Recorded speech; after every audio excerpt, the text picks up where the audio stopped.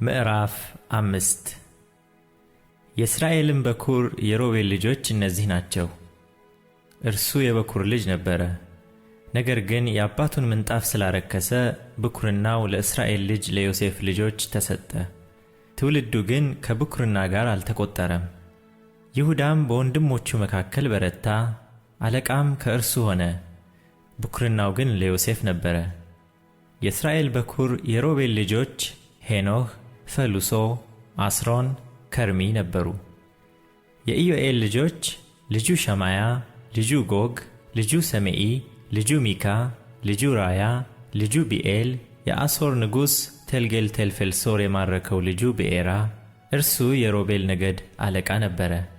ወንድሞቹ በየወገናቸው የትውልዶቻቸው መዝገብ በተቆጠረ ጊዜ አንደኛው ኢዮኤል፣ ዘካርያስ እስከ ናባውና እስከ በዓልሜዎን ድረስ በአሮዔር የተቀመጠው የኢዮኤል ልጅ የሽማዕ ልጅ የዖዛዝ ልጅ ቤላ በገለዓድ ምድር እንስሶቻቸው በዝተው ነበርና በምሥራቅ በኩል ከኤፍራጥስ ወንዝ ጀምሮ እስከ ምድረ በዳው መግቢያ ድረስ ተቀመጠ። በሳኦልም ዘመን ከአጋራውያን ጋር ተዋጉ፣ እነርሱም በእጃቸው ተመትተው ወደቁ። በገለዓድ ምሥራቅ በኩል ባለው አገር ሁሉ በድንኳኖቻቸው ተቀመጡ።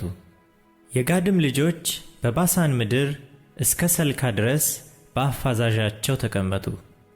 አንደኛው ኢዮኤል፣ ሁለተኛው ሳፋም፣ ያናይ፣ ሳፋጥ በባሳን ተቀመጡ። የአባቶቻቸውን ቤቶች ወንድሞች ሚካኤል፣ ሜሱላም፣ ሳባ፣ ዮራይ፣ ያካን፣ ዙኤ፣ አቤድ 7 ነበሩ። እነዚህም የቡዝ ልጅ የየዳይ ልጅ የኢየሳይ ልጅ የሚካኤል ልጅ የገለዓድ ልጅ የኢዳይ ልጅ የኡሪ ልጅ የአቢካኢል ልጆች ነበሩ። የአባቶቻቸውን ቤቶች አለቃ የጉኒ ልጅ የአብዲኤል ልጅ ወንድም ነበረ። በገለዓድም ምድር በባሳን በመንደሮቹም በሳሮንም መሰምሪያዎች ሁሉ እስከ ዳርቻቸው ድረስ ተቀምጠው ነበር። እነዚህ ሁሉ በትውልዶቻቸው በይሁዳ ንጉሥ በኢዮአታም ዘመንና በእስራኤል ንጉሥ በኢዮርብዓም ዘመን ተቆጠሩ።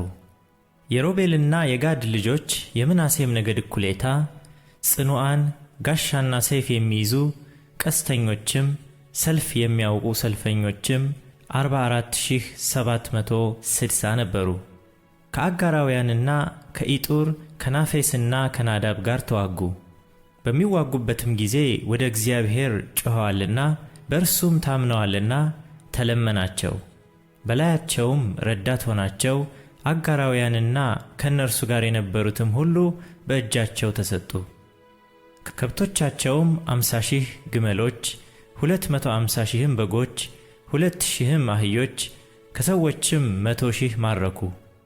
ሰልፉ ከእግዚአብሔር ዘንድ ነበረና ብዙ ሰዎች ተገድለው ወደቁ። እስከ ምርኮም ዘመን ድረስ በስፍራቸው ተቀመጡ። የምናሴ የነገድ እኩሌታ ልጆች በምድሪቱ ተቀመጡ።